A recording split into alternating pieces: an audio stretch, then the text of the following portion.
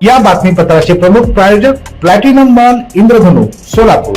सोलापुरातील सर्वात प्रतिष्ठित इंद्रधनु सोसायटीचा नवीन भव्य कमर्शियल प्रोजेक्ट आता रेल्वे स्टेशनच्या अगदी शेजारी शहराच्या मध्यवर्ती ठिकाणी.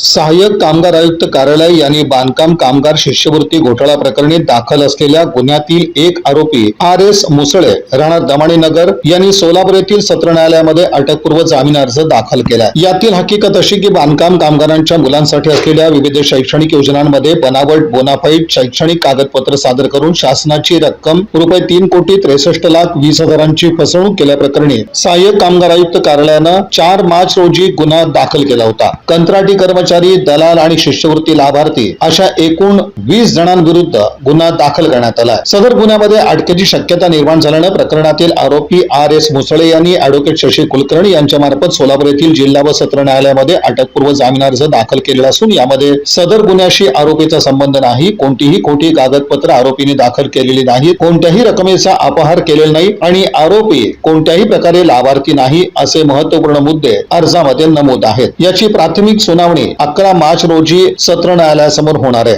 आरोपीतर्फे advocate Shashi Kulkarni, advocate Gurudatt Borgaonkar, advocate Prasad Agnihotri, advocate Ranjit Chaudhari हे काम पाहत आहेत.